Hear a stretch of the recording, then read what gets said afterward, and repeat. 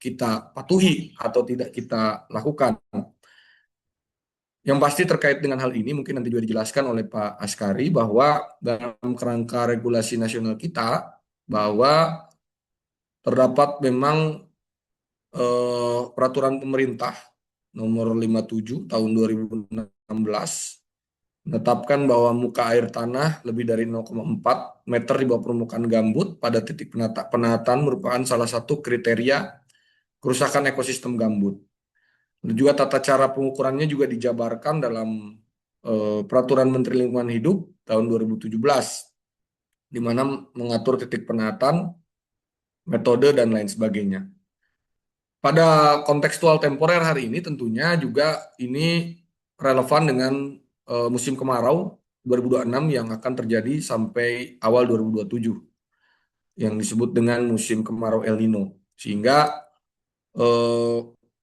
wujud konkret tindakan untuk kita sama-sama mendukung program pemerintah dan menaati peraturan-peraturan tersebut adalah wujud konkret kita juga dalam rangka mencegah dan memitigasi potensi terjadinya musibah dan hal-hal yang kita tidak inginkan bersama baik di dunia usaha kita maupun juga di masyarakat sekitar, umumnya masyarakat Indonesia. Itu saja mungkin yang dapat saya sampaikan. Semoga kegiatan ini berjalan dengan lancar, memberikan manfaat yang besar, dan tentunya kita semua mendapatkan ilmu pengetahuan yang luas dari pencerahan-pencerahan yang akan dilakukan oleh Pak Askari dari Kementerian Lingkungan Hidup pada kesempatan kali ini. Saya ucapkan selamat untuk menjalankan webinar, untuk mengikuti webinar. Jikalau terdapat banyak kesalahan, kekurangan, kami memohon maaf, dan tentunya semoga pertemuan kita tidak berhenti sampai di sini, dan silaturahim kita bisa terus berjalan ke depannya di lain waktu dan lain kesempatan. Itu saja mungkin yang dapat saya sampaikan. Terima kasih banyak. Wallahul muwaffiq ila aqwamit thoriq, billahi taufiq wa hidayah. Wassalamualaikum warahmatullahi wabarakatuh. Salam, Om Santi Santi Santi Om. Salam sejahtera untuk kita semua. Saya kembalikan dan persilakan kembali kepada. Terima kasih Pak Ahyar atas sambutan dan arahannya. Sekarang kita akan memasuki agenda utama webinar kita.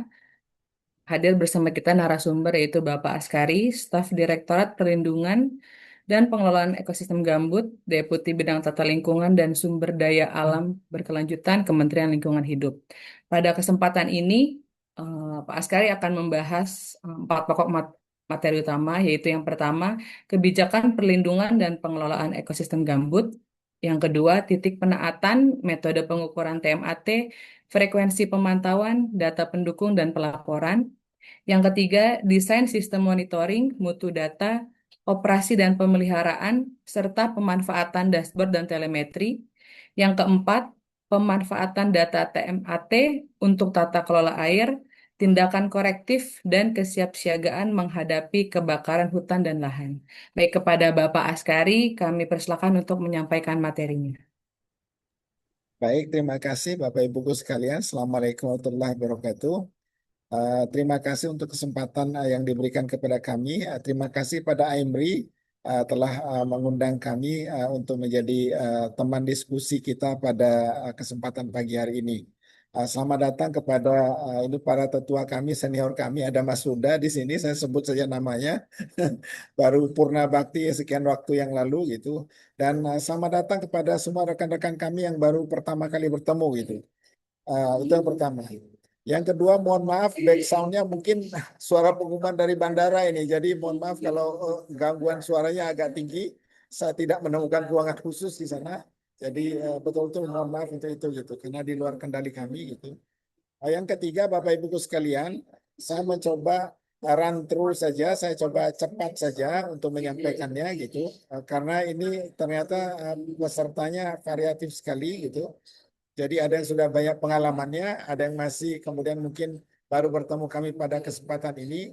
Tetapi insya Allah kami akan coba deliver Dan nanti adalah mungkin setelah selesai kami berikan paparan, mungkin nanti baru kemudian kita bisa mulai diskusi dan dialognya gitu. Mohon izin saya akan share screen Bapak Ibu. Baik.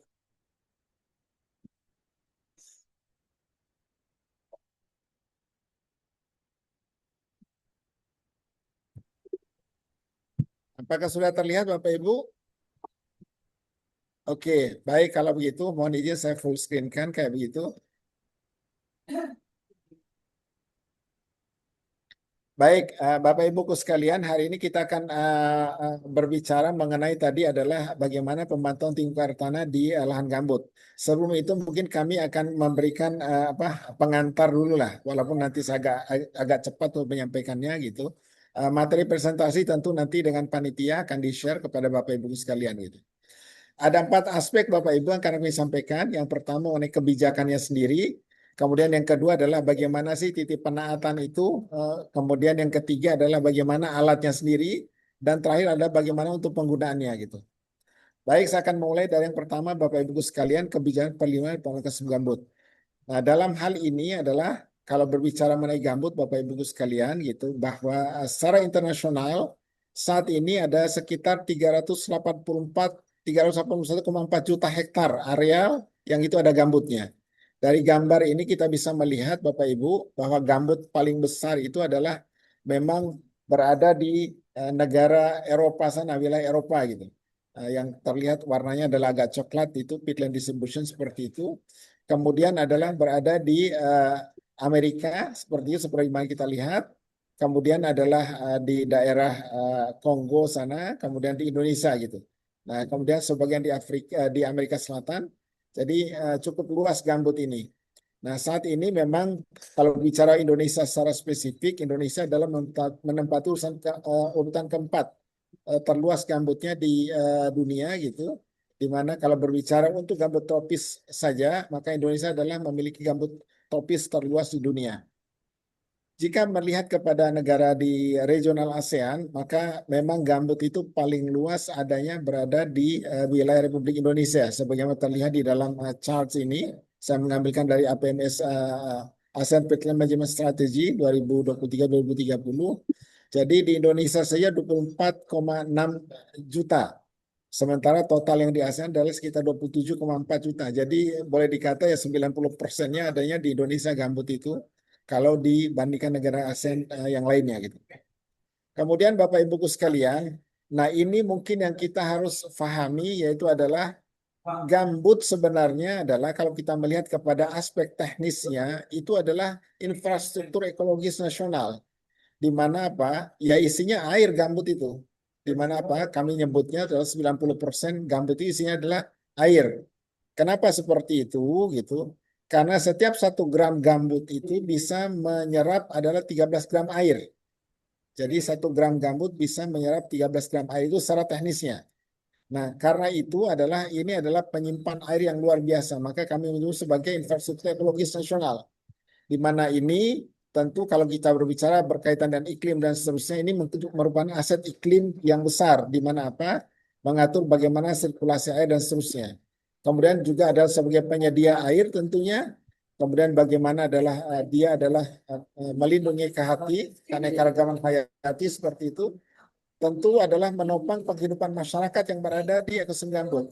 Sebagai informasi saja Bapak Ibu sekalian, tidak kurang dari 44 juta orang yang hidup di ekosistem gambut. Sekali lagi 44 juta orang hidup di ekosistem gambut. Melebihi jumlah penduduk Malaysia dan Singapura jika digabung.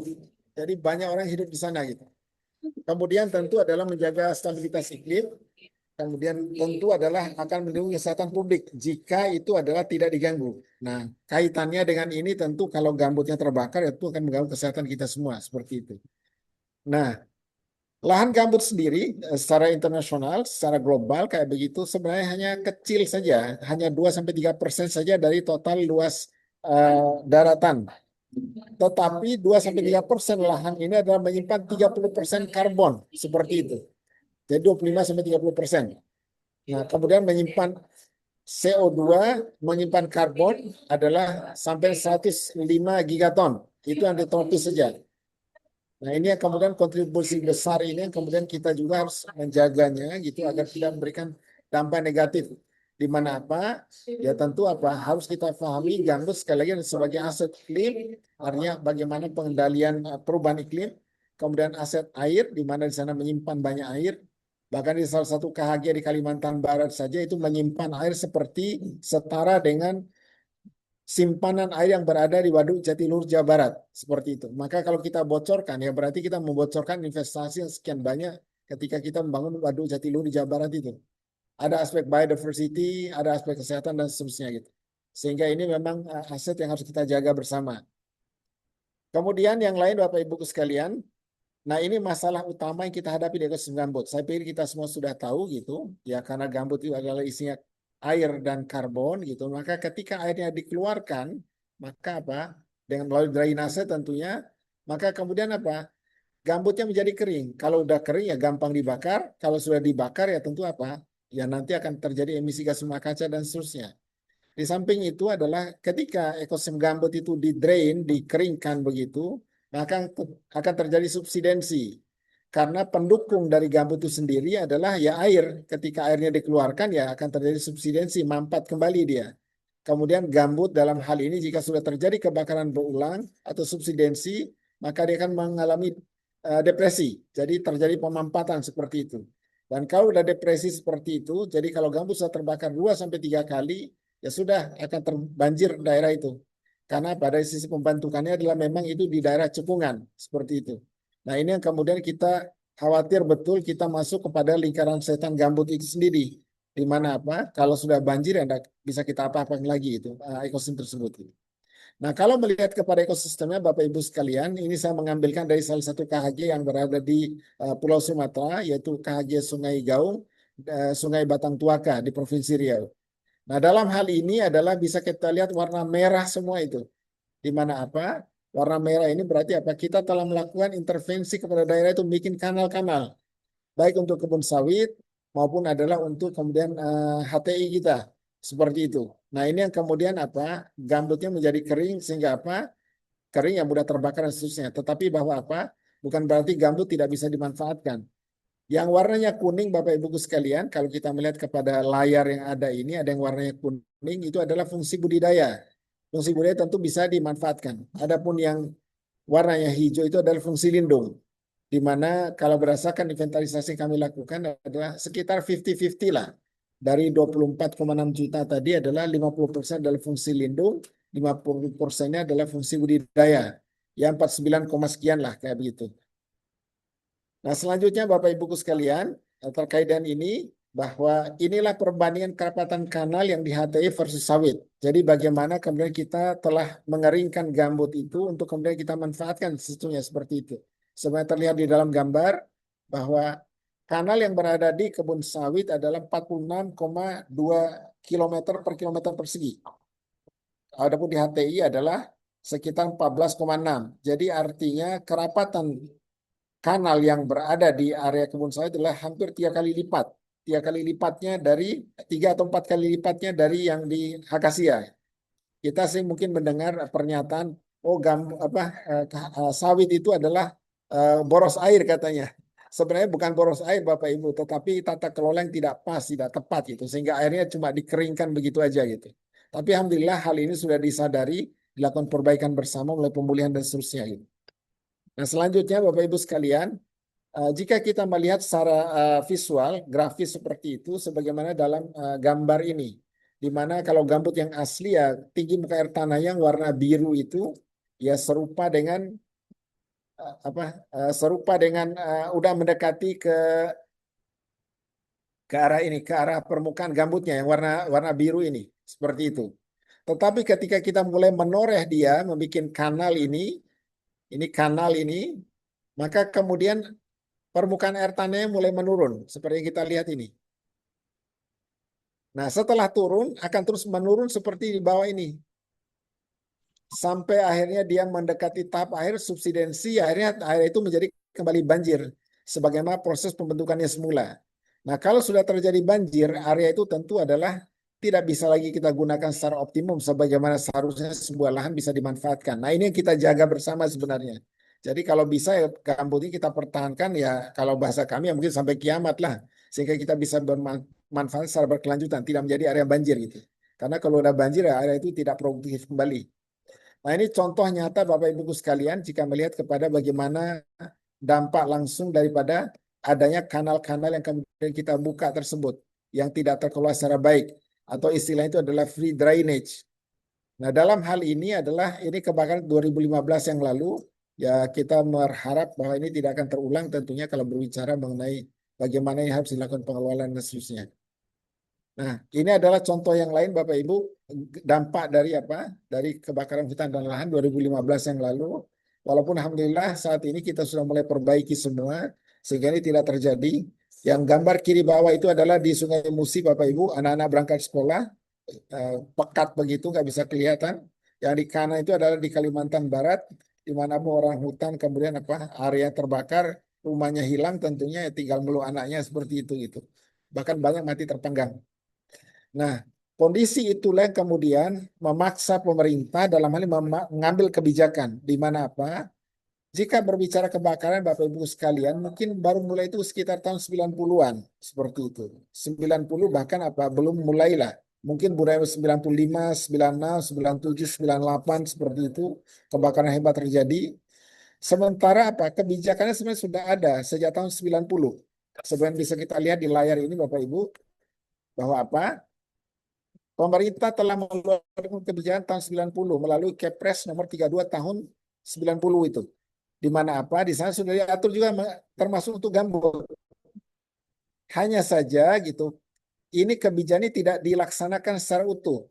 Sampai dan kita harus melompat sekian tahun. Baru di 2015, 2014 kita menerbitkan peraturannya, yaitu adalah melalui PP 71 tahun 2014. Kemudian 2015-nya kita terjadi kebakaran hebat di sini yang luar biasa dan itu menjadi turning point bagi kita gitu. Artinya selama sekian puluh tahun ini tahun 90, tahun 2000, 2010, 24 tahun ada peraturan-peraturan itu. Tetapi banyak kemudian kita langgar. Kita sih tidak konsisten dengan apa yang kita harus lakukan itu. Nah, karena itu pemerintah betul-betul ketika terjadi kebakaran hebat tahun 2015 ini adalah mengambil langkah corrective action, memperbaiki dari hal-hal yang telah terlanjur salah sebelumnya. Sehingga keluarlah peraturan turunan-turunan ini yang merupakan adalah turunan dari PP 71 dan PP 57 tahun 2016. Seperti itu. Sudah banyak regulasi-regulasinya. Dan saat ini yang kami hitung adalah sekitar tidak kurang dari 67 peraturan. Mohon maaf, 74 peraturan yang sudah ada yang berkaitan gambut ini. Dari aspek apa tata ruangnya RT RW, kemudian dari kriteria standar dan segala macamnya, termasuk instruksi presiden dan seterusnya, termasuk SK penetapan KHG fungsi ekosistem gambut beserta pedoman-pedomannya. Nah, hari ini mungkin kita akan coba fokus nanti adalah Bapak Ibu sedikit mengenai kebijakan adalah mungkin pada Permenaker nomor 14 dan 15 ini.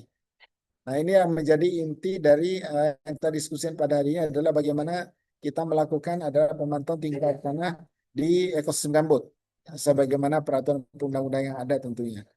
Baik, selanjutnya Bapak Ibu. Oke.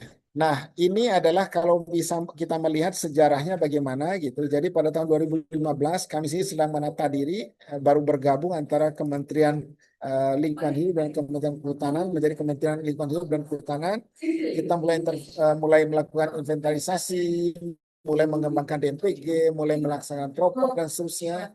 Mohon maaf saya skip aja Bapak Ibu yang ini, saya percepat saja nanti bisa Bapak Ibu baca gitu. Tetapi apa yang ingin kami sampaikan adalah apresiasi setinggi-tingginya kepada para pihak yang telah mensupport kebijakan ini. Khususnya kawan-kawan dunia usaha, di mana saat ini kita sudah melaksanakan pemulihan adalah tidak kurang dari 4,2 juta hektar. Itu adalah di area konsesi saja. Belum lagi dengan jumlah memang relatif lebih kecil, tetapi baik itu adalah kontribusi yang coba kita lakukan. Baik, ini juga adalah Bapak Ibu bisa lihat sendiri nanti tadi kami sampaikan, mohon maaf ini terlalu kecil gitu, tetapi bahwa kita juga harus bergerak dalam hal ini memperbaiki hal-hal yang memang harus kita lakukan perbaikan untuk achievement kita bersama. Ini list peraturannya, saya tidak akan masuk ke detail masing-masing ini. Jadi 2016 kita terbitkan PP 57 sebagai adendum junto dari PP 57 tahun PP 71 2014.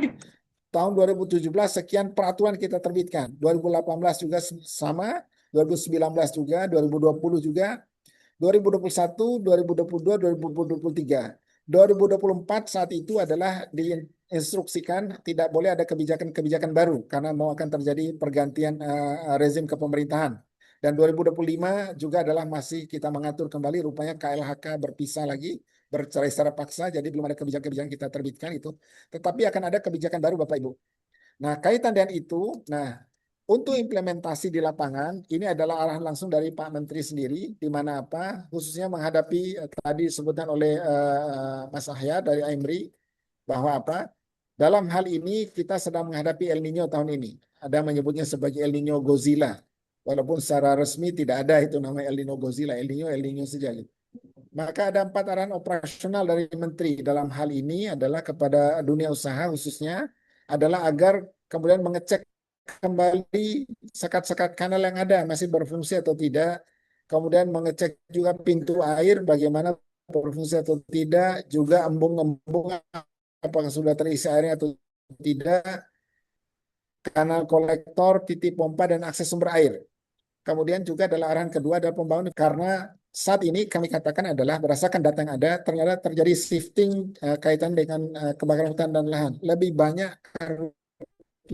itu terjadi di area-area di luar area konsesi. Karena itu adalah menindaklanjuti ketentuan dalam pasal 30 PP 71 tahun 2014 bahwa apa? Usaha dan kegiatan diperintahkan untuk kemudian melakukan intervensi juga di area buffer, yaitu di luar area usaha dan kegiatannya. Sebagaimana juga adalah KPK memerintahkan kepada KLH untuk dilakukan seperti itu. Maka kami sudah mulai melakukan ini, sudah kita lakukan bulan lalu, salah satunya adalah di Kalimantan Barat gitu. Jadi area buffer ini adalah area yang kemudian apa? Bukan area kosong Bapak Ibu, dan juga adalah ini wilayah dalam satu kesatuan landscape ekosistem gambut tentunya, sehingga harus dikelola secara dalam bentuk satu pengelolaan ekosistem. Nah, jika buffer kering dan terbakar, ya konsesi pasti juga terdampak gitu. Kami sering mendengar keluhan gitu bahwa apa, iya Pak, ini apinya dari luar, apinya loncat, terbang dan seterusnya. Maka apa? Ya kalau udah terbakar ya liability ya tetap ada juga pada perusahaan kalau dalam area konsesi. Nah ini yang tidak kami harapkan gitu, di mana apa kalau udah urusan pengadilan tentu akan berat gitu. Harus ngurusin penegakan hukumnya, dituntut ini itu, prosesnya panjang, usaha kita juga terganggu, mungkin propernya menjadi hitam dan seterusnya. Nah ini kemudian akan dampaknya panjang gitu. Nah, karena itu adalah Bapak Ibuku, kita dalam hal ini adalah meminta kepada perusahaan melakukan intervensi ke area buffer ini. Kemudian yang ketiga adalah kesiapsiagaan penanggulangan darurat itu sendiri, di mana apa perusahaan dan kami juga adalah mencari sumber-sumber air di mana, kemudian membuat peta penyarian hotspot yang bolak-balik terjadi, sampai kepada juga kami akan koordinasi, termasuk tadi kami sampaikan adalah minggu depan ini, tanggal 13, kalau tidak ada halangan dan tidak ditunda, maka kami akan melakukan intervensi di Kalimantan Barat, di mana kita bangun sekat kanal, menyiapkan pompa-pompa untuk mengantisipasi karhutla ini. Kemudian adalah yang keempat adalah arahan dari Menteri adalah bagaimana pelaporan terukur dan dapat diaudit. Nah inilah kemudian perannya adalah bagaimana tinggi muka air tanah ini menjadi salah satu indikator di mana apa, bagaimana ekosistem itu terkelola secara baik atau tidak itu. Nah ini tentu yang berada di perusahaan, yang dimiliki oleh perusahaan, yang berada di masyarakat adalah yang menjadi miliknya pemerintah gitu. Walaupun kami juga meminta jika dimungkinkan perusahaan juga melakukan intervensi di area-area di buffer ini. Area termasuk adalah membangun atau memasang infrastruktur pembasahan dan juga adalah stasiun pemantau. Hanya saja tentu ini akan ada investasi seperti itu. Baik, saya lanjut Bapak Ibu sekalian. Nah, ini kebijakan Tema yang di terbaru. dalam areal menjadi milik perusahaan, di luar menjadi milik pemerintah, tapi kami juga berharap supaya perusahaan juga bisa membantu untuk memasang. Ya, betul. Iya. Baik, selanjutnya Bapak Ibu, ini kebijakan terbaru. Kami sedang menyusun peraturannya adalah bagaimana untuk melakukan sertifikasi kepada pelaksana pemulihan fungsi ekosistem gambut ini. Jadi kawan-kawanku dunia usaha akan minta nanti adalah ada dua, nanti adalah kurikulumnya sudah kami siapkan tentunya. Kemudian nanti akan ada penanggung jawab dari sisi perlindungan pemulihan ekosistem gambut yang sifatnya manajerial. Yang kedua adalah operator.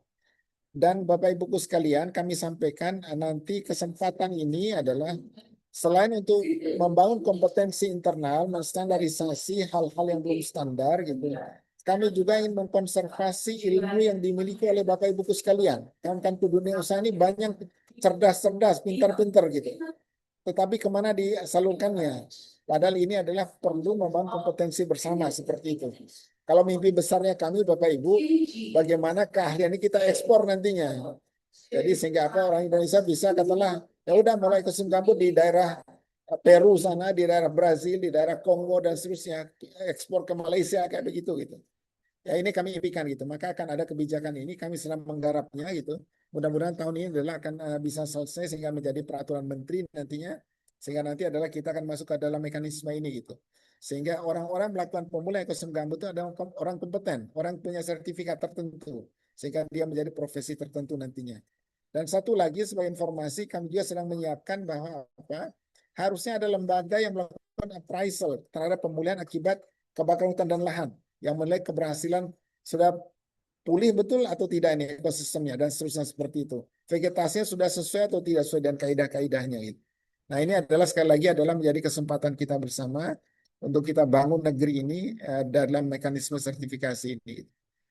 Baik, itu yang pertama Bapak Ibu. Subtema kedua adalah titik penataan metode pengukuran frekuensi data pendukung dan pelaporan. Seperti itu. Oke, jika kita berbicara kewajiban perusahaan Bapak Ibu sekalian, maka dalam hal ini inilah kewajiban perusahaan. Tetapi kami juga ingin sampaikan kewajiban juga akan ada pada pemerintah. Seperti itu. Termasuk ada pemerintah provinsi dan kabupaten kota. Yang pertama inventarisasi karakteristik gambut. Nah dalam hal ini pemerintah dan juga pihak swasta secara bersama-sama saat ini kita telah melakukan inventarisasi pada sekitar 18 juta hektar Bapak Ibu.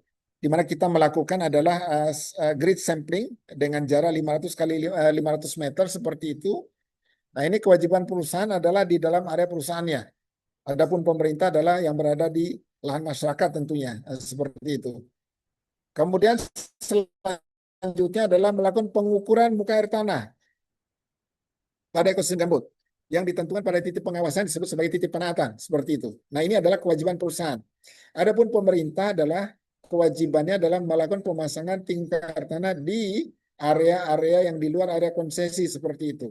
Dan ini nanti adalah kami sedang merumuskan kebijakannya adalah pemerintah daerah, provinsi dan kabupaten kota wajib memasang alat tinggi muka air tanah yang real time seperti itu adalah di setiap desa setidaknya satu. Jadi itu kewajiban. Dan kami akan melakukan evaluasi nanti dalam mekanisme menilai indeks respon pemerintah daerah. Seperti itu. Ya kalau tidak dilakukan kewajibannya tentu akan ada mekanisme yang kemudian mengatur bagaimana pembinaan termasuk mungkin sanksi kepada pemerintah daerah seperti itu. Ya kami berharap ini bisa dilakukan gitu. Pemerintah sih kami di pusat sudah memasang tidak kurang dari sekitar 250 titik TMAT yang otomatis ini.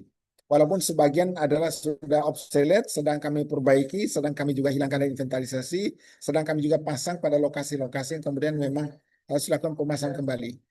Kemudian melakukan pemulihan fungsi ekosistem gambut. Ini adalah kewajiban perusahaan, pemerintah juga melakukan itu, termasuk tadi yang kami sebut adalah bahwa kami tentu dengan mekanisme yang ada, pemerintah pada perusahaan melakukan sendiri juga. Baik itu adalah membangun infrastruktur pembasahannya, sekat kanal, penimbunan kanal, dan seterusnya. Kemudian juga melakukan rehabilitasi vegetasi. Kemudian juga adalah melakukan intervensi untuk revitalisasi livelihood dari masyarakat atau penghidupan masyarakat dengan program DMPG. Yang kami intervensi tidak kurang dari 1.300 desa saat ini. Makanya kemudian kita meminta, ayo perusahaan kita juga lakukan semacam DMPG di area di luar konsesi atau di area buffer kami menyebutnya. Kemudian mengendalikan kebakaran hutan dan lahan. Ini kewajiban perusahaan dan kami apresiasi. Terima kasih kepada rekan dunia usaha yang telah mengikuti peraturan kementeriannya masing-masing pembinanya. yang di kankanku dari sawit tentunya Gapki mengikuti tentu dari peraturan Kementan. Kawan-kawan kami yang dari HTI mengikuti tentu ada peraturan Kementerian Kehutanan seperti itu kaitannya ini gitu. Kemudian yang kelima adalah juga melakukan tanggung jawab sosial dan lingkungan dalam bentuk tata kelola air, pengendalian kebakaran hutan dan lahan, dan juga melakukan intervensi tadi pada desa-desa yang berbatasan. Sebagaimana pasal 27 ayat 1 PP 71 tahun 2014. Kemudian Bapak Ibuku, selanjutnya adalah, nah untuk dunia usaha seperti ini ada kewajiban. Saya menyebutnya adalah hanya dua saja di sini, bukan berarti yang lain tidak memiliki kewajiban, tetapi bahwa ini yang paling besar yang berada di ekosistem gambut itu dalam hal ini adalah memang kawan-kawanku dari perkebunan dan HTI. Ada juga tambang-tambang di ekosistem gambut, tentu terkena kewajiban yang sama seperti itu. Hanya saya ini yang paling banyak. Nah, untuk tata kelola air, Bapak Ibu, sudah diatur di sana berapa jumlah titik sekat kanal dan seterusnya yang harus dilakukan. Nah, ini sudah diatur, yaitu adalah yang berada di lahan produksinya, yaitu adalah seluas 15% dari total area produksi. Jadi tentu kita tidak memasang alat pemantau tinggi air tanah yang berada di area fungsi area kawasan lindung, area-area konservasi tidak tentunya. Nah, ini yang kita lakukan. Karena itu bagian dari bagaimana kita melakukan manajemen atau pengendalian terhadap tata kelola air di dalam area konsesi yang khususnya ada digunakan sebagai area produksi. Ini contoh saja Bapak Ibu sekalian, saya memberikan ilustrasi buat memberikan gambaran secara mudah kepada kita semua gitu. Ini salah satu perusahaan di Sumatera Selatan. Mohon izin ini kawan-kawanku yang memiliki perusahaannya, saya gunakan slide ini untuk menjelaskan saja gitu. Tidak ada maksud tertentu gitu. Jadi ini salah satu perusahaan di sana, di mana apa? Mereka harus membangun 819 sekat kanal. Kita atur dalam peraturan kita untuk izin perusahaan ini. Memasang adalah ada 106 data logger, kayak begitu. Kemudian adalah memasang titik penaatan 482 yang kita bisa lihat di situ Bapak Ibu sekalian. Jadi kalau itu adalah yang warnanya kuning-kuning itu adalah titik TMAT-nya, yang hitam-hitam itu adalah warna yang berkaitan dengan sekat kanal yang harus dibangun gitu. Nah, ini dilakukan secara masif seperti itu. Ini saya izin ini kalau rekanku dari MTI WSL saya gunakan fotonya ini untuk kemudian menunjukkan ini adalah alat pemantau tinggi air tanah yang sifatnya manual yang sebelah kiri. Yang kanan itu adalah yang data logger. Nah, kebijakan terbaru adalah bahwa data logger ini adalah harus dikirim real time kepada kami. Sebenarnya adalah Bapak Ibu, ini kebijakan sudah lama. Cuma pada saat itu adalah sebagaimana arahan juga diberikan pada kami, baik biarkan dulu mengukurnya secara real time, tapi belum mengirim secara real time, secara per 3 bulan itu dikirimkan atau per 2 minggu. Nah, saat ini adalah semua ini harus dikonversi yang tadinya hanya mengukur secara real time saja. Nah, ini. Nah, sekarang adalah data juga harus masuk kepada kami secara real time, pelaporannya seperti itu. Jadi kalau bicara frekuensi pelaporan ya tentu kalau real time otomatis kayak begitu. Tetapi kalau itu ada yang manual tentu tetap sebagaimana peraturan yang masih berlaku saat ini adalah diukurnya adalah dilaporkan per 2 minggu. Jadi sekali dalam 2 minggu seperti itu.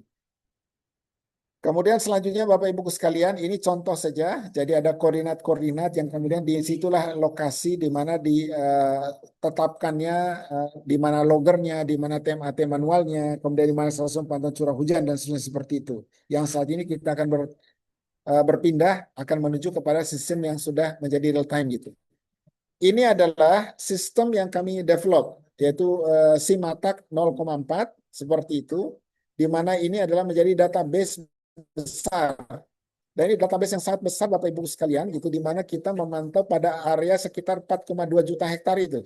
Ini yang khusus di perusahaan seperti itu. Nah, kita melihat bagaimana begini rapatnya titik-titik itu Bapak Ibu sekalian. Ini saya mengambilkan di Riau, saya tidak nyebut nama perusahaannya gitu. Yang warna biru-biru bulat itu adalah stasiun pemantauan tinggi air tanah manual. Adapun yang merah-merah ini, yang kelihatan mungkin Bapak Ibu ada bulatan-bulatan merah kayak begini, bulatan merah seperti ini.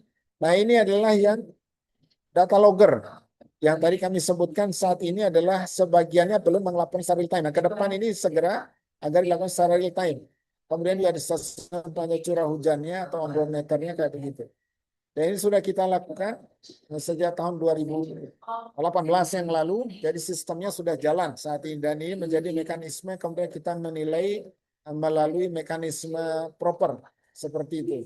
Sehingga nanti adalah kegiatan-kegiatannya punya kewajiban yang sama, kita lakukan pemantauan bersama seperti itu. Ini kalau kami boleh meng-highlight lebih detail lagi, didekatkan gitu. Yang warna merah itu Bapak Ibu adalah kanal blocking atau sekat kanal yang harus dibangun oleh perusahaan gitu. Maka kami sekali lagi apresiasi setinggi-tingginya kepada kawan-kawan dunia usaha yang telah melakukan kewajiban-kewajiban ini untuk perbaikan tata kelola air, kemudian juga adalah perbaikan basis pemantauan dan seterusnya untuk bisa dilakukan secara lebih baik lagi ke depannya. Mohon maaf, ini saya contoh salah satu saja. Mohon maaf kawan-kawan PT WSL, ini datang 2022 yang lalu. Saya mengambilnya untuk view saja bagi kita. Jadi semua data itu bisa kami pantau secara langsung gitu. Ini adalah yang masih kita menggunakan sistem yang manual dan semi otomatis. Nah, nanti kalau real time tentu akan kita lakukan. Terakhir Bapak Ibu sekalian, terkait dengan ini, mohon ini menjadi perhatian kita bersama. Pada tanggal 14 April 2026 yang lalu, Pak Menteri kami sudah menyurati kepada semua perusahaan, masih Pak Hanif saat itu, Hanif Faisal Nurofik, di mana apa? Kepada dunia usaha dilakukan pemasangan alat tinggal tanah otomatis pada angka 1 tadi, yaitu angka 1 itu real time tadi, sudah kita bisa dari sana, ada 3 sensor yang diminta. Yang pertama adalah untuk mengukur tinggi air tanah.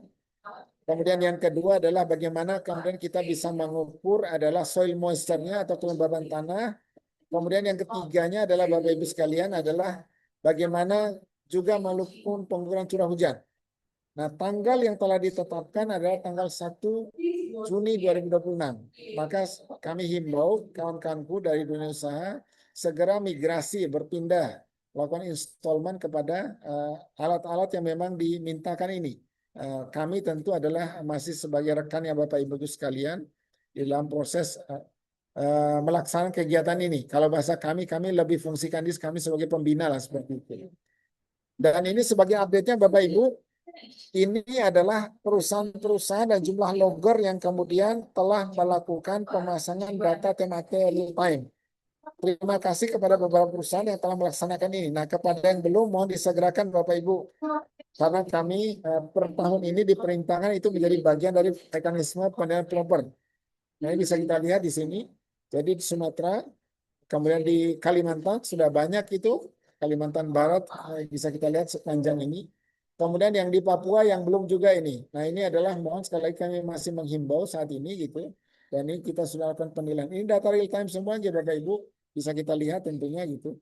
Hanya saja kalau untuk data yang dari perusahaan tentu tidak kami share ke publik tentunya. Kenapa? Ini menyangkut liability gitu. Nah, dan ini adalah Bapak Ibuku tidak bisa akses ke dalam website ini. Karena ini adalah perusahaan. Kecuali Bapak Ibu sudah punya data logger real time-nya. Maka ini saya menggunakan akun kami ini, akun Askari ini. Jadi saya bisa melihat ke dalam ini secara detail. Seperti apa gitu.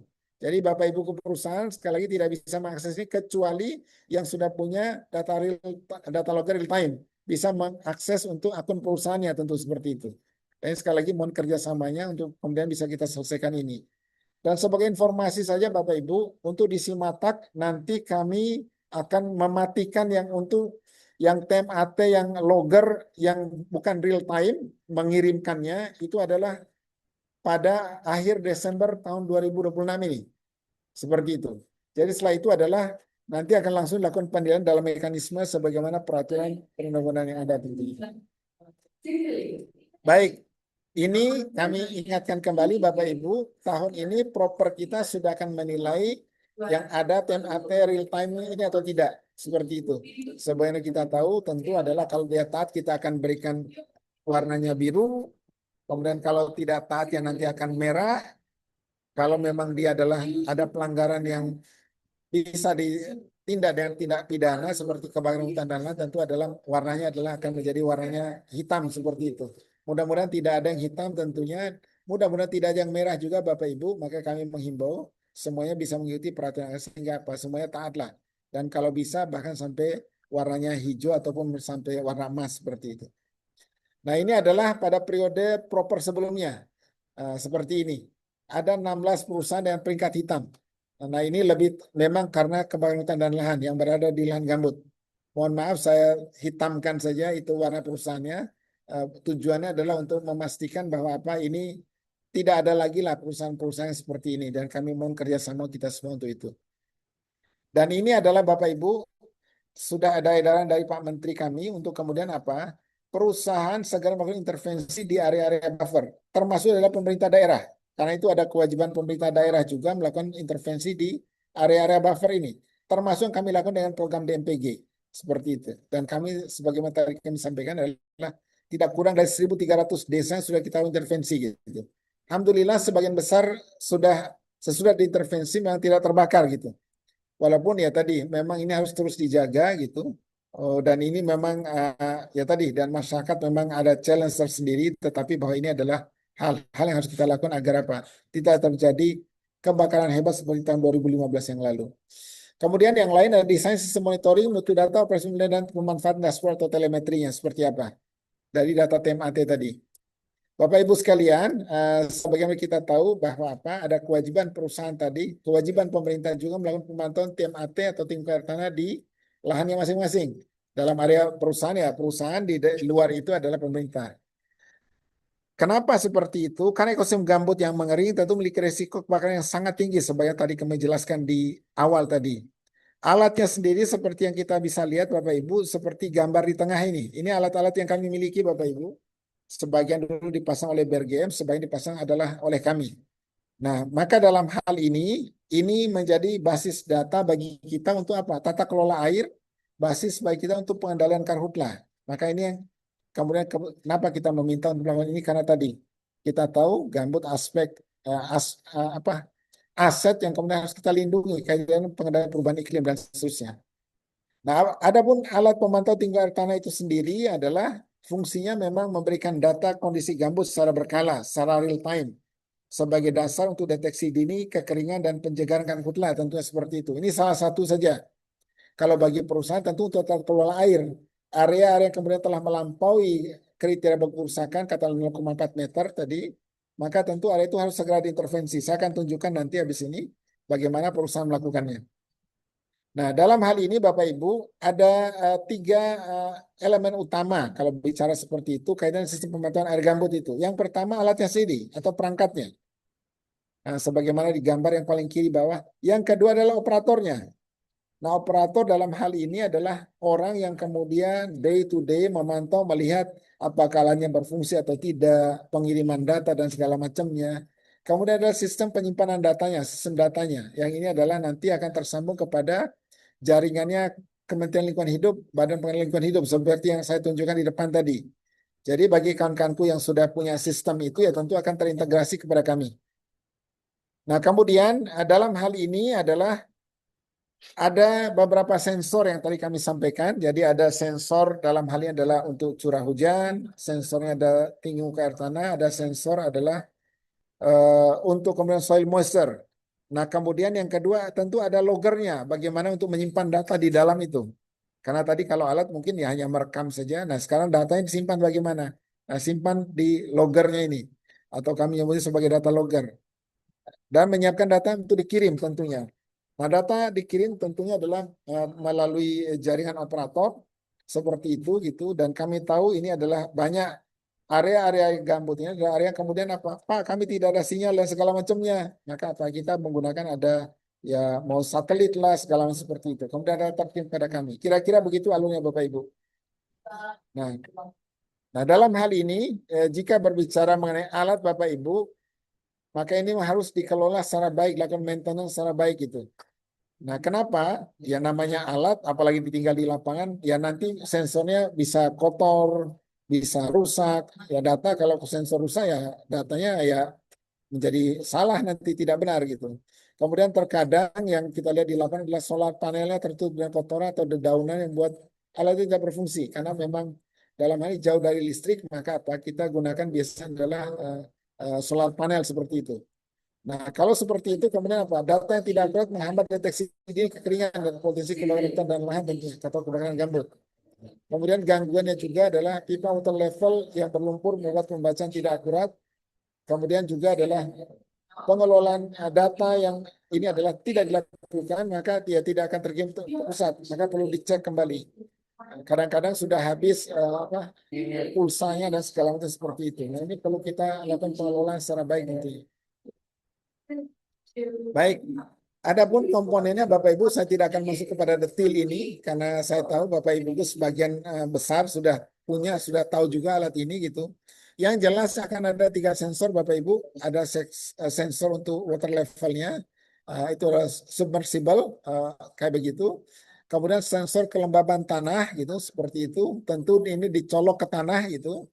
Adapun alat yang sering kami gunakan adalah kedalamannya adalah untuk sensor kelembaban tanah ini adalah 30-40 cm. Jadi kita celupkan ke dalam tanah sana.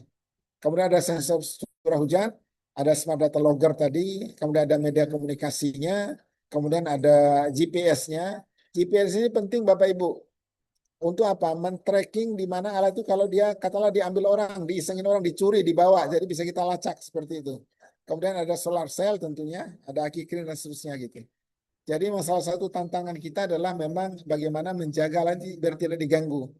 Dan gangguannya banyak sekali tentunya. Nah ini adalah mungkin mekanisme secara sederhana yang bisa kami gambarkan secara visual. Jadi dari lapangan dihitung, diukur datanya, kemudian dikirimkan via teknologi komunikasi, baik itu adalah tadi tower maupun lewat satelit kayak begitu. Katanya sekarang sudah ada Starlink dan seterusnya. Kemudian dikirimkan ke pusat data di KLH, kemudian dari pusat data kami, kemudian kami akan share kembali. Kalau kepada perusahaan tentu adalah berarea di area usahanya, kemudian kalau kepada kami ya tentu kami bisa mengakses ini, termasuk adalah di dashboardnya Pak Menteri, kayak begitu bisa melihat secara langsung itu data yang dikirimkan. Ini contoh data saja Bapak Ibu sekalian, ini foto lama ini yang saya ambil tahun 2024 yang lalu, tetapi bahwa datanya kira-kira akan seperti ini, itu terkirim langsung pada kami. Nah kalau di slide sebelumnya Bapak Ibu melihat ada warna biru, berarti dia taat, ada warna merah, berarti sudah dia beyond compliance, tidak comply maksudnya seperti itu. Nah ini contoh adalah alat-alat yang tadi sudah kami pasang di lahan-lahan masyarakat seperti itu. Dan ini kalau kita melihat Bapak Ibu di gambar ini, kenapa kami ada cungkupnya, ada tutupnya di atas itu. Jadi di sini ada kawat, ada wire di situ kami berikan di sini gitu. Karena kadang-kadang beruknya main di situ Bapak Ibu. Ini menjadi tempat pestanya beruk, ini tempat kawinnya beruk, kadang-kadang diambil, ditarik kayak begitu. Nah ini kemudian memang harus dilakukan pengamanan seperti itu agar tidak merusak ke dalam gitu. Jadi ini dari pengalaman yang ada saja gitu. Nah kemudian yang lain Bapak Ibu sekalian, beberapa hal yang perlu kita perhatikan, operator lapangan ini adalah melakukan pengecekan secara rutin terhadap alat ini. Kenapa? Ya karena alat itu adalah bisa jadi kotor tadi, solar panelnya, sensornya, pipa water levelnya, agar memastikan perangkat aman, kemudian melakukan pengukuran manual sebagai verifikasi data. Jadi selain itu, yang langsung real time, kita harus punya juga di situ adalah ada pengukuran manualnya Bapak Ibu, agar kita memastikan. Jangan-jangan ini pengukurannya sudah error melulu ini, seperti itu gitu. Kemudian jika memang terjadi gangguan ya tentu alat-alat itu tentu bisa dilakukan di report secara cepat kayak gitu sehingga kita bisa tahu tindakan yang harus dilakukan oleh pihak manajemen itu. Nah, operator teknisnya adalah ini memantau status koneksi dan pengiriman data kepada seluruh alat pemantau tingkat tanah, kemudian menangani kerusakannya. Jadi bisa jadi ada yang sifatnya minor, ada yang major kayak gitu. Ya kalau rusak sensor, loggernya, baterai solar itu udah major sudah kayak begitu. Kemudian melakukan pemeliharaan servernya gitu. Kami juga melakukan pemeliharaan server yang ada pada kami gitu.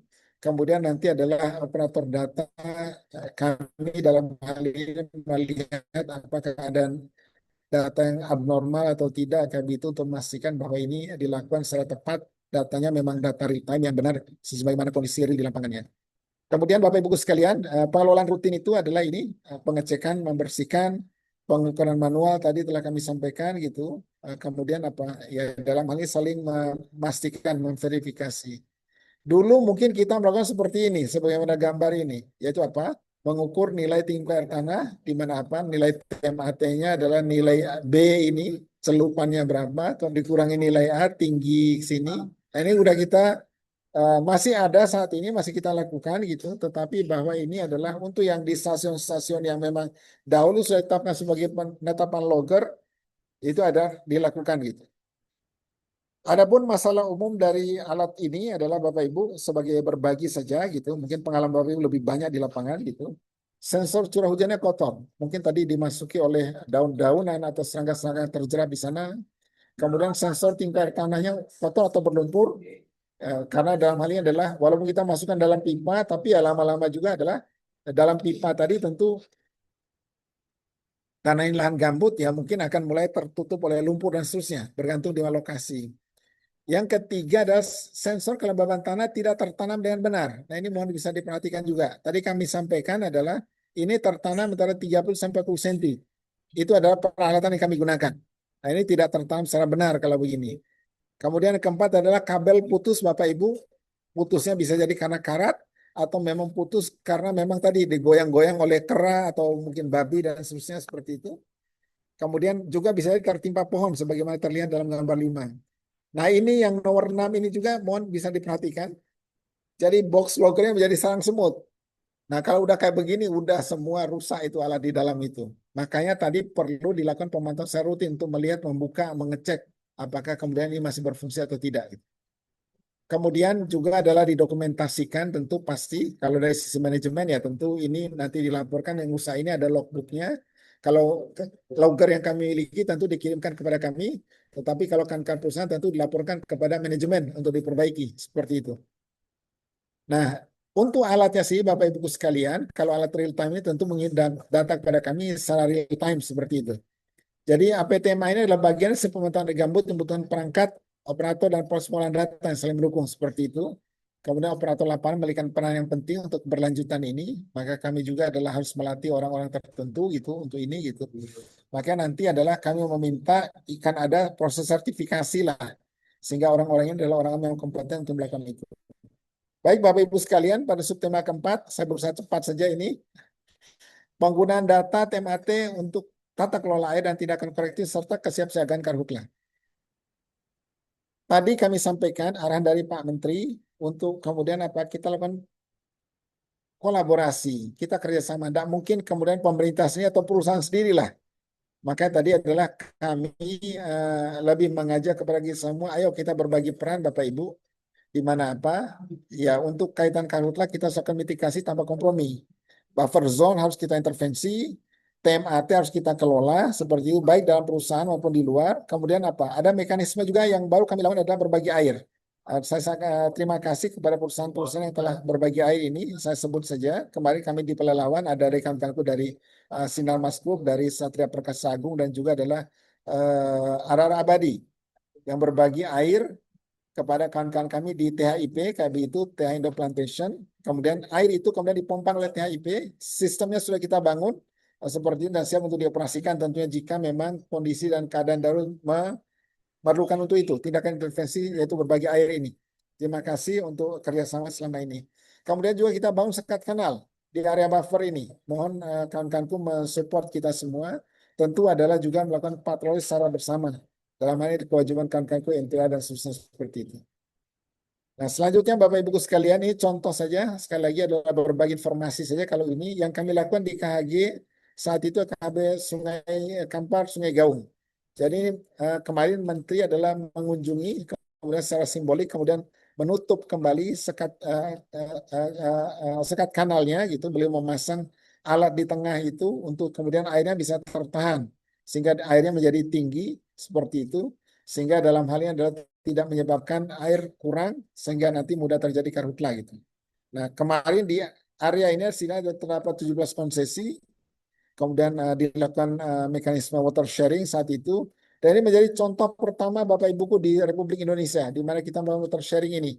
Sekali lagi terima kasih kepada rekan-rekanku dari Sinar Mas Forestry, APP Group, juga Teh Indo Plantation, seperti itu yang telah dilakukan. Kemudian yang lainnya Bapak Ibu sekalian adalah ini kewajiban kita melakukan pengawasan secara real time pembinaan penegakan hukum. Maka dalam hal ini untuk kaitannya dengan pemantauan tinggi air tanah sekali lagi adalah mohon bisa segera dilakukan. Karena sekali lagi kami masih sebagai mitra pembina Bapak Ibu sekalian, gitu tadi kami sampaikan sudah di depan bahwa Menteri sudah meminta per tanggal 1 Juni harusnya semua sudah terpasang.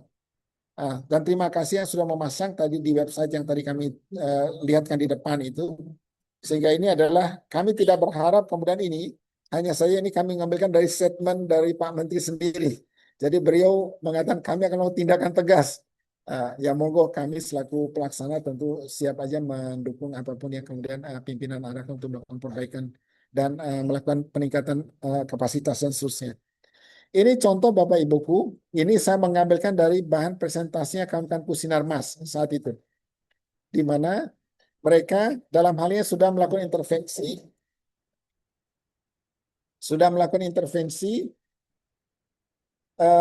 yaitu apa? Dari data pemantauan tinggi muka air tanah mereka tahu bahwa tinggi muka air tanahnya adalah di bawah. Sebagaimana kita lihat di sini adalah di bulan masih hitungan bulan adalah bulan ini April ini bisa kita lihat di gambar Bapak Ibu. Nah, di bulan April ini TMAT sudah melebihi 0,4. Ini 0,4 di sini. Nah, ini adalah sudah seperti ini. Maka kemudian setelah dipantau ini, kawan-kawanku di APP Forestry kemudian melakukan intervensi. Mereka memasang ada 4 sekat kanal baru di lokasi yang dekatnya mereka gitu, sehingga kemudian apa? Airnya secara gradual naik kembali, sehingga mereka comply dan peraturan yang ada. Sebenarnya bisa kita lihat di sini gitu. Jadi ini adalah salah satu fungsi dari memantau tinggi air tanah secara real time maupun secara manual. Jadi fungsi adalah untuk melakukan intervensi, memperbaiki kondisi dan keadaan sehingga tidak terjadi karhutlah seperti itu. Terima kasih tentu kepada perusahaan sudah melakukan ini secara baik itu. Jadi di sini bisa dipantau tren TMAT-nya, kemudian curah hujannya seperti apa, seperti itu. Kemudian adalah tadi yang water sharing, saya sengaja menggunakan slide beliau-beliau ini karena ini adalah praktek nyata. Jadi saya mengatakan ini adalah best practices yang sudah kita lakukan gitu. Jadi kawan-kawan ini yang di APP Forestry mereka sudah punya peta konturnya seperti itu yang sebelah kanan ini. Jadi bisa kita lihat di sini adalah area mereka lebih tinggi dibandingkan area sebelahnya. Ini adalah THIP, TH Indo Plantation ini.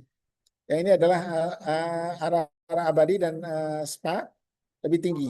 Sehingga jika airnya ditahan di sebelah kiri ini, maka akan sangat mungkin untuk dialirkan ke sebelah kanan ini. Seperti itu. Dan itu sudah kita lakukan. Sudah kita intervensi. Seperti itu. Nah ini adalah, saya katakan ini salah satu praktek yang baik yang kemudian bisa kita share gitu. Dan knowledge inilah yang tadi kami sampaikan, harusnya ini knowledge yang kemudian disertifikasi.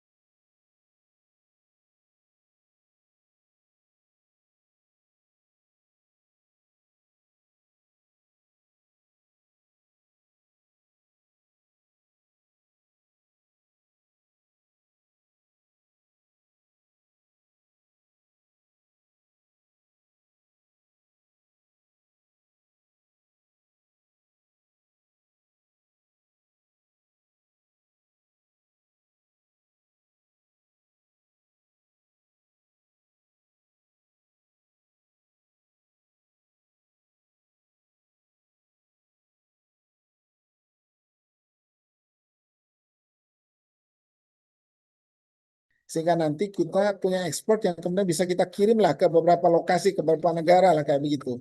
Untuk kemudian melakukan pembekalan kepada yang lainnya. Saya tidak akan masuk ke detail itu gitu, tetapi intinya secara sederhananya adalah ini. Jadi air tadi dialirkan dari arah sini. Jadi dari arah sini Bapak Ibu, dari arah sini. Di sini kemudian ada sekat kanal yang kemudian kita bisa untuk alirkan air, dialirkan ke sini airnya, kemudian dipompakan ke sana, ke area masyarakat ini. Nah, target pembahasan adalah di sini. Dan itu dimungkinkan. Dan kemarin sudah diuji coba untuk kemudian kita bisa lakukan. Seperti itu. Nah, bagaimana itu bisa melakukannya? Ya tentu tadi memantau tinggi air tanah dan seterusnya. Nah, ini makanya kita perlukan bagaimana pemantauan itu. Saya skip aja. Nah, ini adalah kanal sisir tadi Bapak Ibu. Yang tadi adalah berada di pojok sini. Yang berada di pojok Kalau saya tanda di sini. Nah, di sini. Kemudian dialirkan ke sini, ke THIP, dipompakan ke sana, ke arah utara. Seperti itu. Dan ini adalah tadi yang di lingkar merah itu adalah sekat kanal sisir yang dipasang pada saat itu. Ini gambar sekat kanalnya. Sebelum kita bisa lihat di sebelah kiri ini Bapak Ibu, inilah sekat sisir. Ini adalah masih di area abadi. Adapun yang di bawah sini adalah sudah THIP, TH Indo Plantation, yang di area ini. Nah, ini adalah salah satu kolaborasi yang kemudian apa? Bagaimana kita melakukan pengelolaan gambut dalam satu landscape. Ini adalah sekat-sekat kanal yang kemudian kita bangun di area masyarakat. Seperti itu. Yang juga dikontribusi oleh perusahaan. Sebagian kami kontribusikan yang berada di Pulau Mendol gitu. Sehingga air itu bisa tertahan, air ini. Sehingga apa? Area-area yang kemudian terbakar dalam masyarakat itu adalah menjadi tidak terbakar kembali. Ini bagian dari upaya kita bersama. Sekali lagi terima kasih untuk kolaborasinya yang sudah dilakukan oleh perusahaan. Ini juga yang dilakukan oleh kawan-kawan dari THIP gitu. Jadi mereka juga membangun sekat kanal di THIP ini. Walaupun internal juga mereka masih struggling, masih mencoba membangun sebagaimana ditargetkan. Itu harusnya 1.600, tapi baru dibangun adalah 693 seperti itu. Nah, ini adalah tadi pompa. Jika air itu dipompakan akan keluar seperti ini. Kapasitas pompanya sudah ada. Jadi ini yang kemudian dilakukan seperti itu. Nah, kalau secara sederhana, secara visual bisa kita lihat sini Bapak Ibu.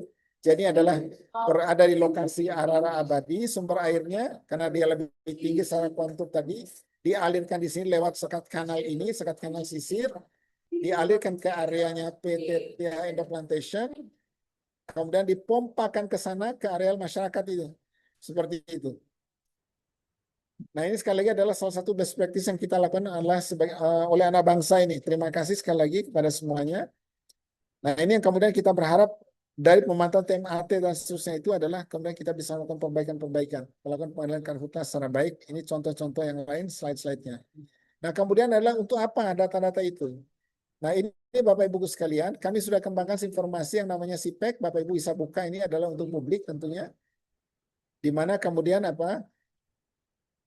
Data-data tadi bisa dipantau di sini Bapak Ibuku sekalian. Hanya saya tentu di sini kalau untuk publik tentu tidak akan kita lihatkan di mana tingkat air tanahnya dari sisi angkanya, tetapi kami menggunakan adalah areal, sudah kita olah datanya. Nah, ini kemudian data ini kita integrasikan dengan berbagai data yang lain. Bapak Ibu bisa akses sekarang juga di sipec.kemenhan.go.id gitu. Walaupun ini masih kami sempurnakan kembali karena dengan berpisahnya KLHK kemudian beberapa fitur kemudian menjadi tidak bisa kita gunakan. Tetapi ini masih beroperasi Bapak Ibu bisa kita gunakan.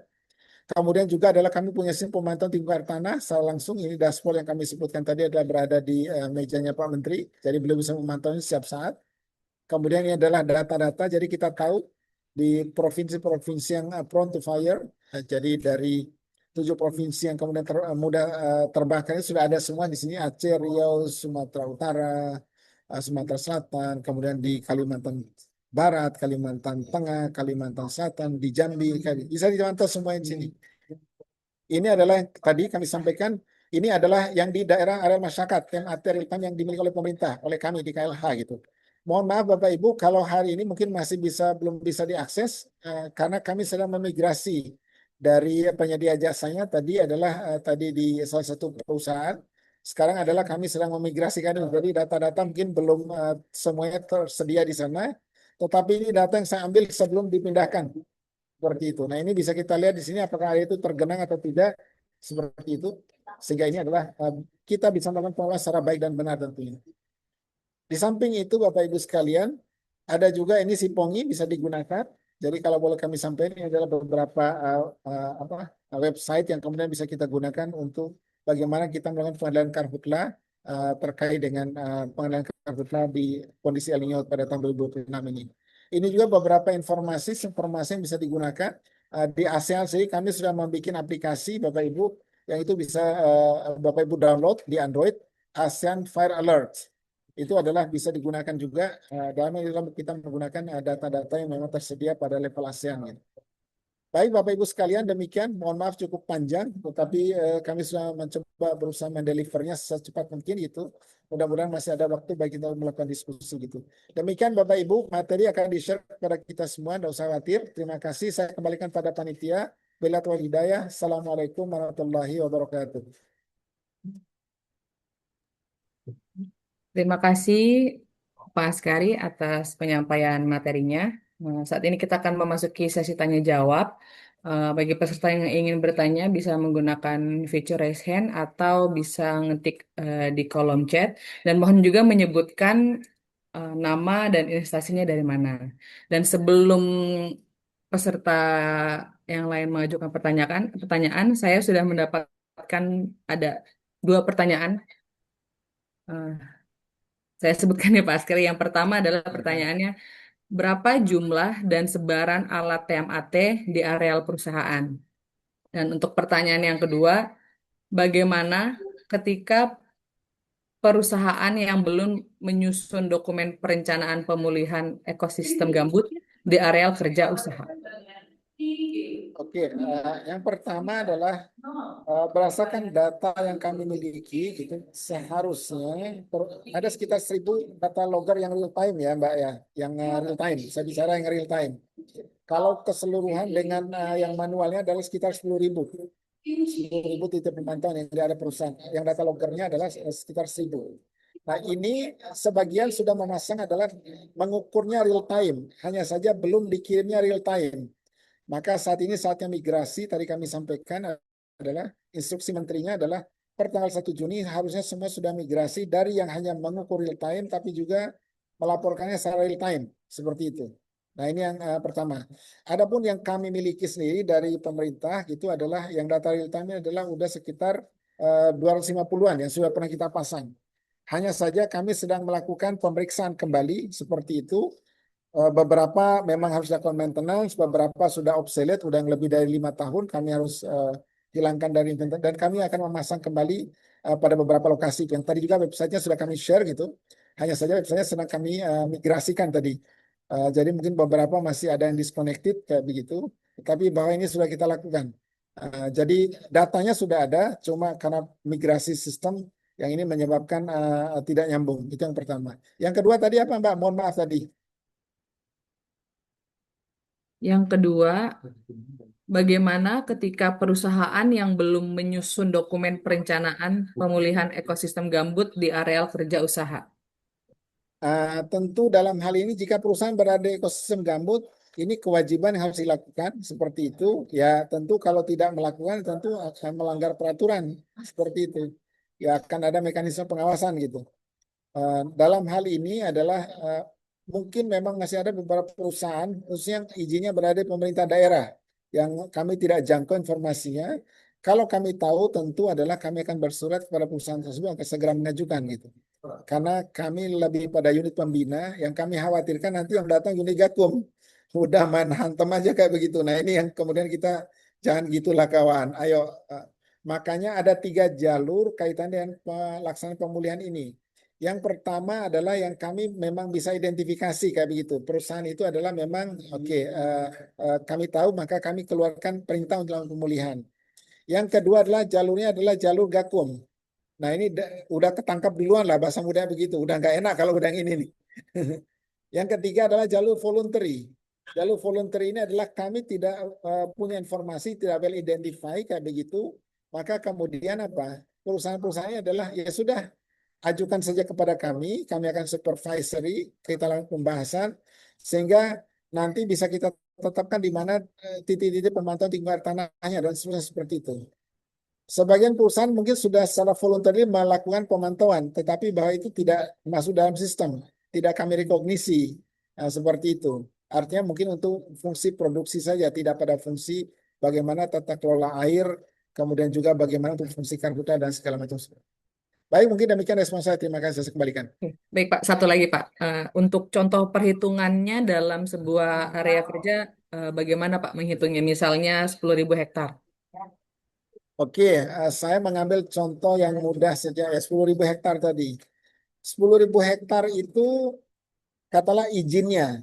Nah, sekarang adalah berapa area yang kemudian dimanfaatkan sebagai lahan produksi, kayak begitu.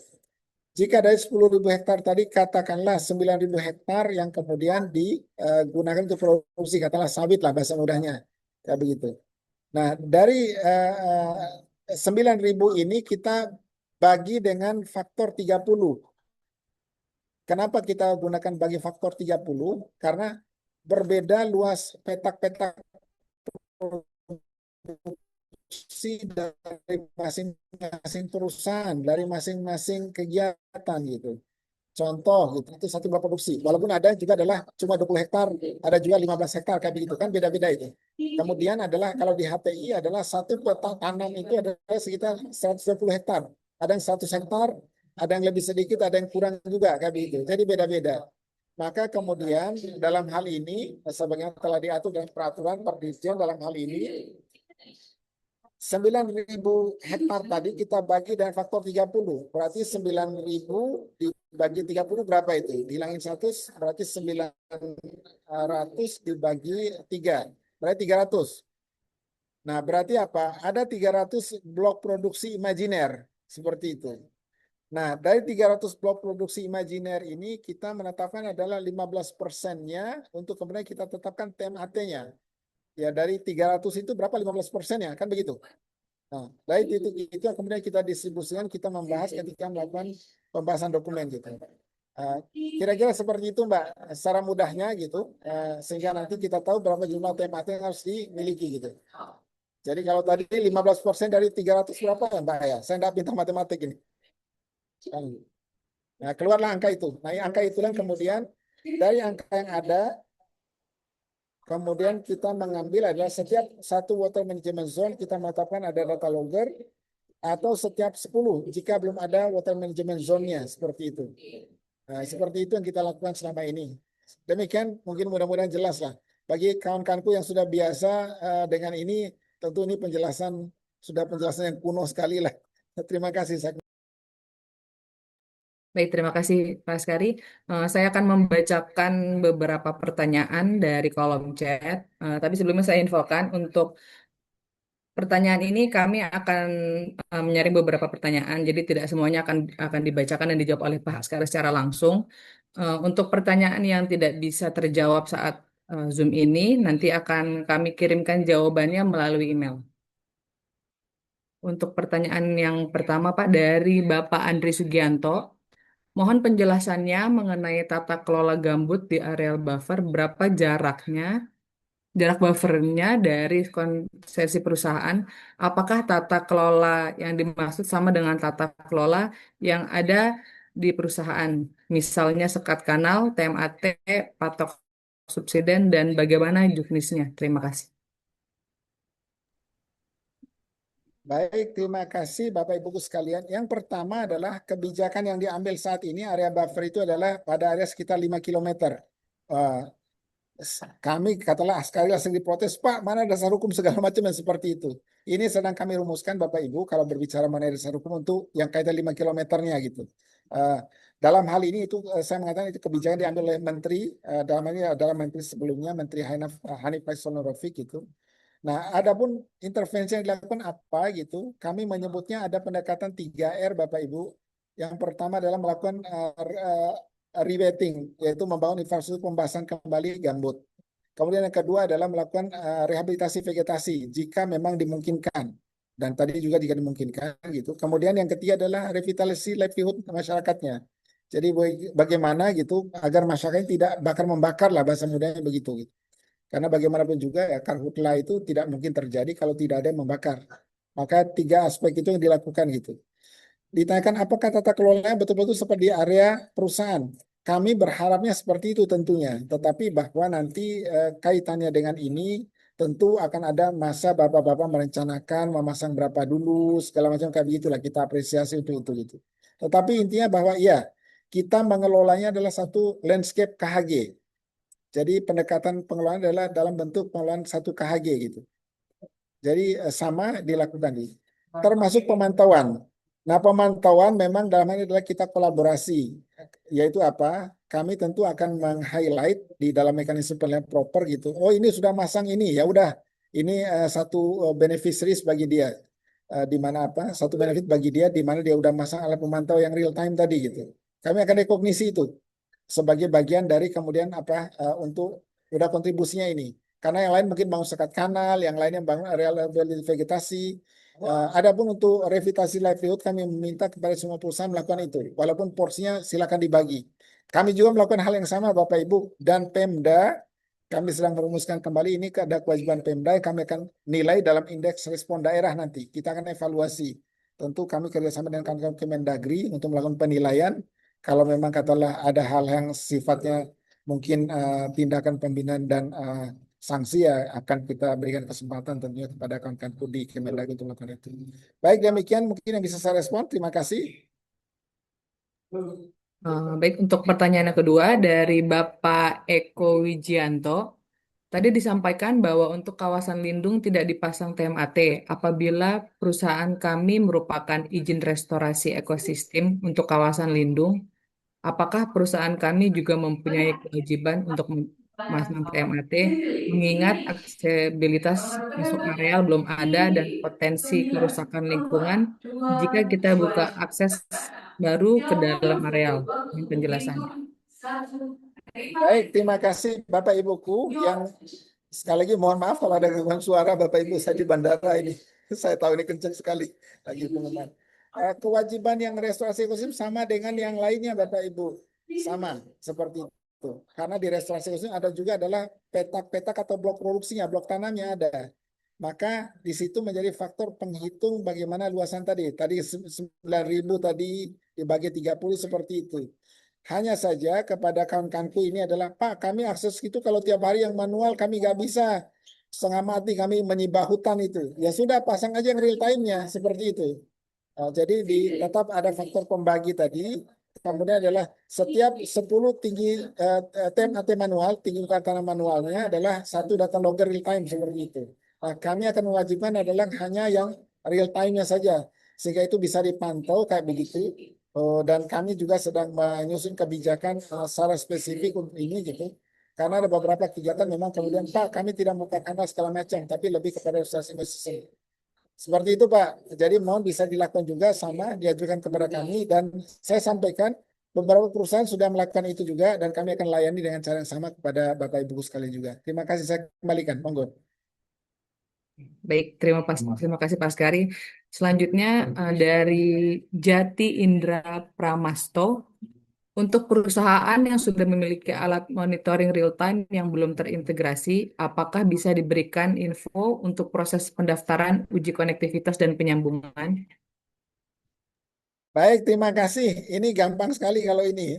Bapak tinggal kirim surat saja kepada kami, mengajukan adalah Pak, kami mohon bisa diberikan adalah untuk melakukan uji konektivitas gitu. Jadi bersuratnya kepada kami ke Direktorat Perlindungan Pemangkasan Gambut seperti itu, kita akan layani gitu. Tidak ada masalah untuk ini gitu dan yang lain juga kita layani dengan cara yang sama gitu sehingga nanti tadi bisa nyambung. Dan nanti Bapak akan memiliki akun gitu. Cuma satu Bapak Ibu sekalian, perlu kami sampaikan di sini di forum ini gitu. Kalau Bapak Ibu ada 10 data logger, maka apa? Nomor seri alatnya adalah 10, maka apa? Itu mohon ditunjukkan koordinatnya yang mana. Jadi jangan sampai diajukan kepada kami, Pak, kami nanti mohon bisa diberikan 10 nomor serinya kayak begitu untuk masing-masing loggernya. Tetapi kami tidak tahu lokasi yang mana. Cuma disampaikan 10 saja bukan. Jadi nanti adalah di koordinat A kayak begitu, kodenya ini, nomor serinya ini. Nah, ini akan kita sambungkan karena ini informasi sehingga nanti bisa langsung nyambung gitu. Jadi jangan cuma minta Pak kami untuk 10 ya nggak bisa begitu. Ya, nanti secara teknis kita akan layani, nggak usah khawatir untuk ini gitu. Yang penting bapak-bapak segera beli alatnya, pasang di lapangan, syaratkan vendor penyedianya adalah mereka adalah sudah tidak akan dibayar kalau alatnya nggak nyambung dengan KLH, kira-kira begitu. Maka insya Allah nanti aman semuanya. Baik, terima kasih selanjutnya. Baik, selanjutnya mungkin dari Bapak Minansyah sudah resen. Boleh Pak, silakan bertanya.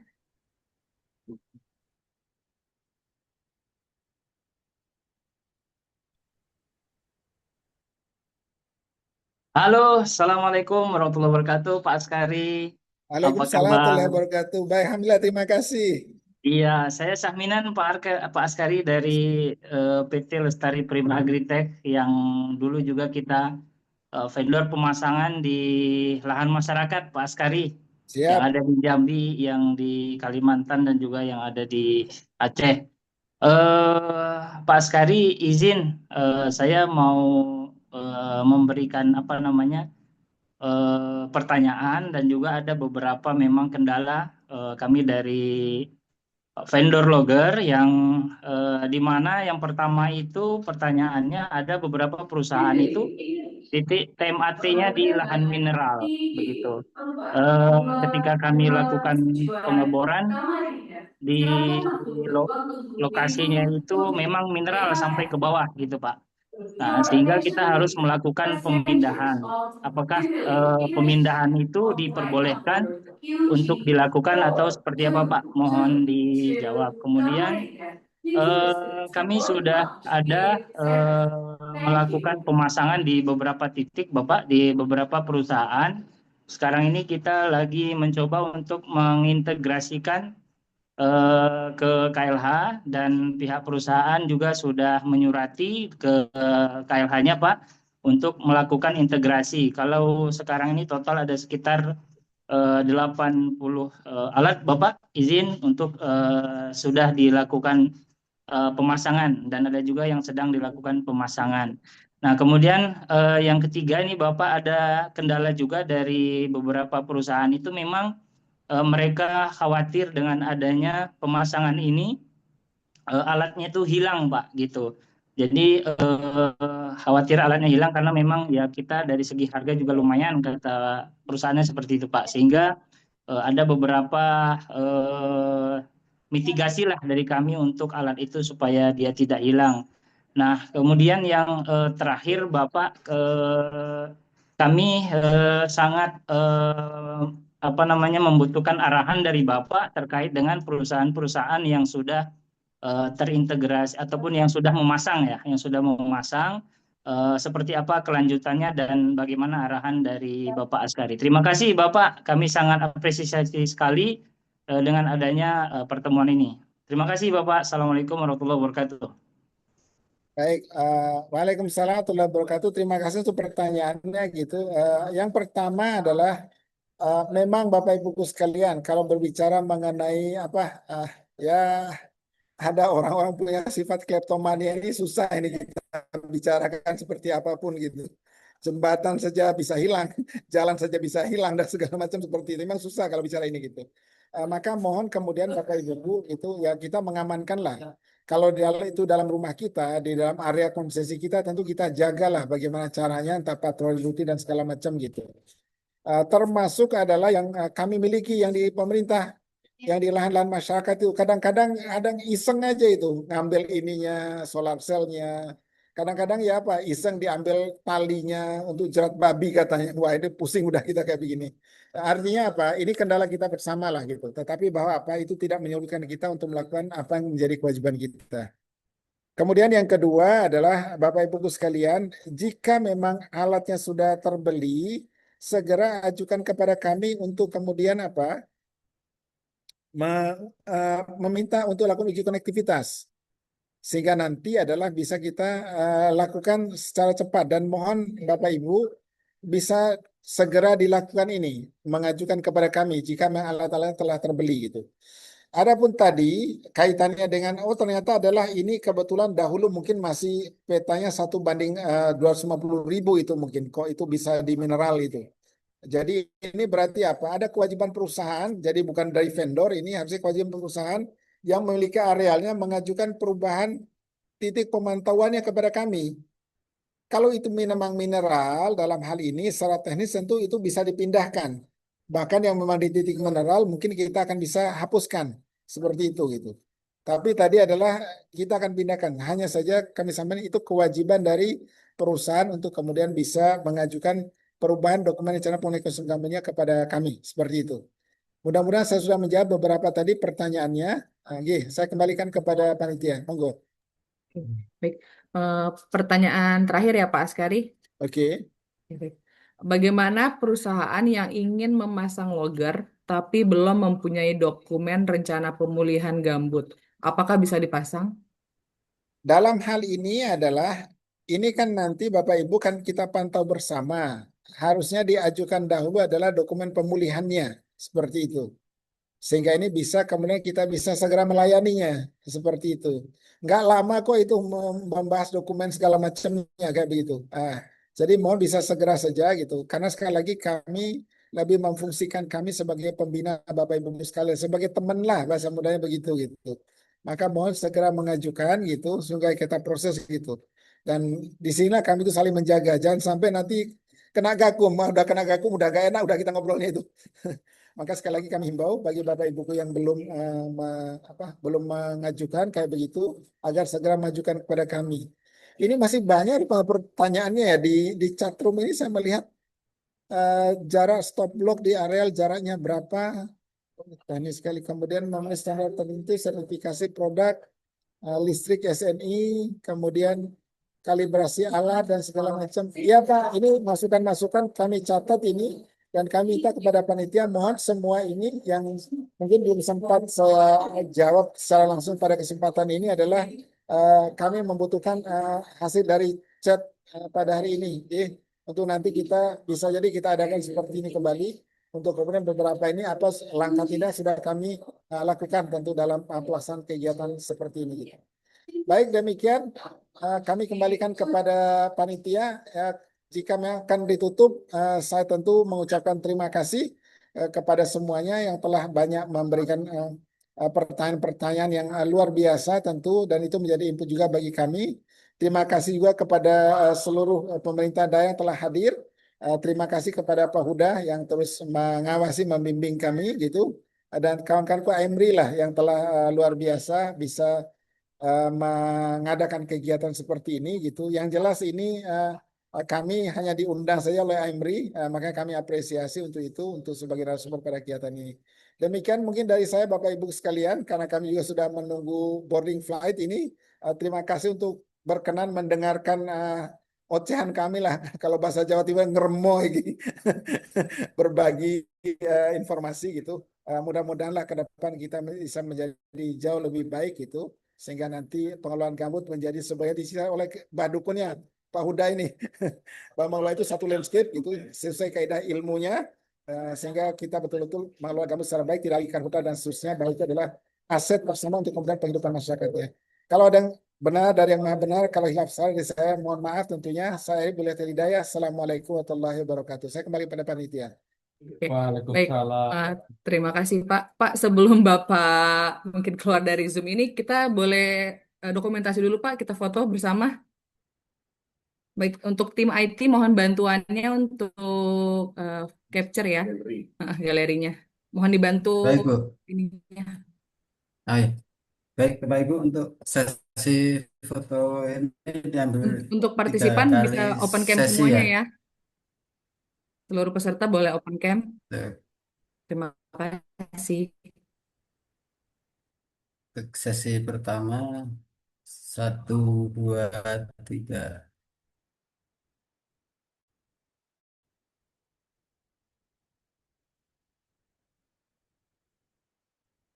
1, 2, 3.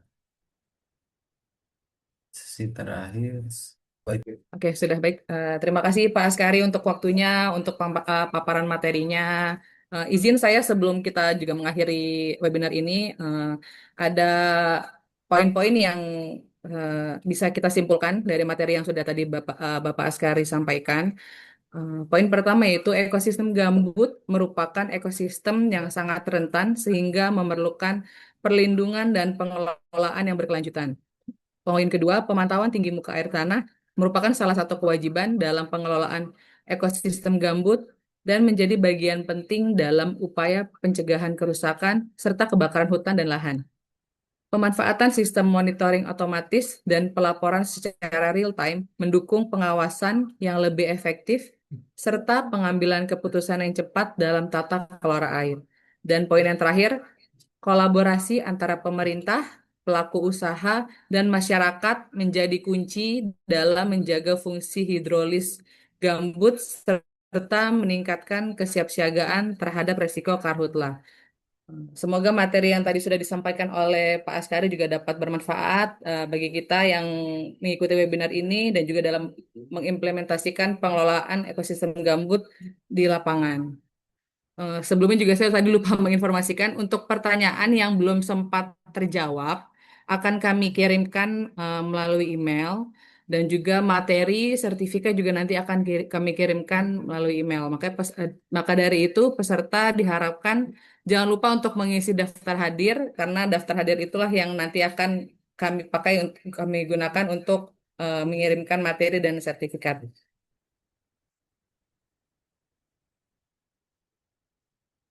Sebelumnya juga sebelum saya menutup acara ini juga kami ingin menginformasikan bahwa nantinya AIMRI akan kembali menyelenggarakan webinar lanjutan dengan tema sparring dan untuk tanggal dan waktu pelaksanaannya akan kami informasikan lebih lanjut. Kami harapkan juga Bapak Ibu semuanya bisa hadir nanti di webinar berikutnya. Dan apabila juga nanti kalau misalnya ada pertanyaan lanjutan, bisa kirimkan WhatsApp ke nomor WhatsApp kami yang tertera di layar laptop ini. Bisa sudah tertampil Pak, Bapak Ibu? Sudah ya, oke. Bisa nanti di-scan aja, bisa WhatsApp kami kalau misalnya ada pertanyaan mengenai sertifikat, mengenai webinar ini ataupun materi. Terima kasih untuk waktunya. Terima kasih kepada Bapak Askari atas paparan materinya, kepada Ketua AIMRI dan serta pengurusnya, kepada seluruh peserta, kepada Bapak Huda. Terima kasih atas kehadirannya di webinar ini. Kiranya dengan materi yang sudah disampaikan tadi itu, kita juga dapat lebih memahami lagi mengenai TMAT ini. Saya mohon maaf apabila ada kekurangan dalam memandu webinar ini. Akhir kata, wassalamualaikum warahmatullahi wabarakatuh. Selamat siang dan terima kasih. Waalaikumsalam warahmatullahi wabarakatuh. Terima kasih Bapak Ibu. Mohon izin live, harus boarding sekarang. Mas sudah jaga sehat Mas. Kawan-kawanku semua, Mas Ahya lagi. Mohon izin pamit. Iya.